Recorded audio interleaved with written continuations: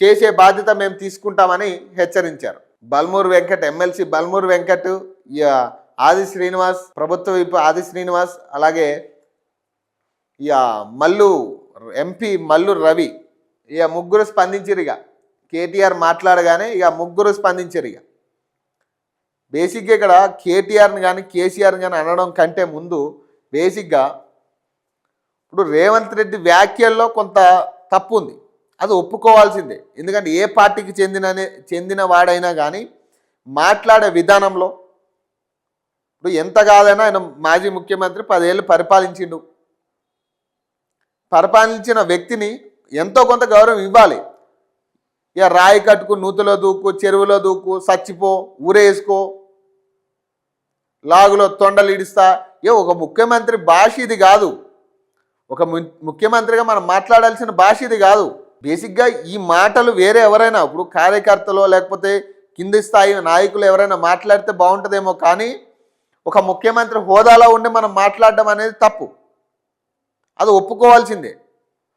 ఇప్పుడు నిన్న కేటీఆర్ చేసిన వ్యాఖ్యలు కూడా ఇప్పుడు దానికి కౌంటర్గానే కనపడతా ఉంది.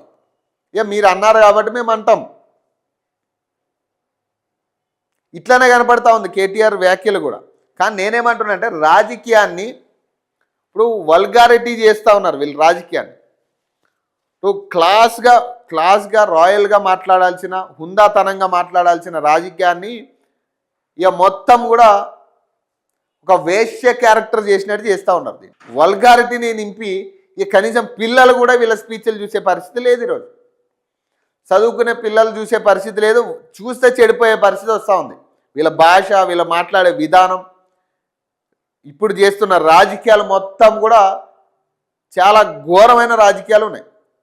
వేశ్య రాజకీయాలు అనాలి వీటిని. అంతే ఉన్నాయి. వాళ్ళు మాట్లాడరు, వాళ్ళ మాటకి హద్దు బద్దులే ఉండదు, వీళ్ళ మాటలకి హద్దు బద్దు ఉండదు. ముఖ్యమంత్రి మాట్లాడే భాష అయితే అది ఘోరం. పాయింట్ కంటే ఆయన ఎక్కడెక్కడో మాట్లాడతాడు. ఏ సబ్జెక్ట్ సంబంధం లేకుండా మాట్లాడతాడు ఆయన.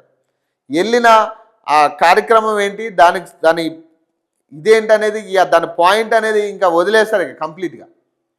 అది తప్పితే ఇంకా అన్నీ మాట్లాడొస్తాడు ఆయన. గ్యాప్ ఇస్తే ఏం అడుగుతారా అనే భయం. ఇప్పుడు ప్రజలు గ్యాప్ ఇస్తే ఏం అడుగుతారనే భయం ఉంది వీళ్ళకి.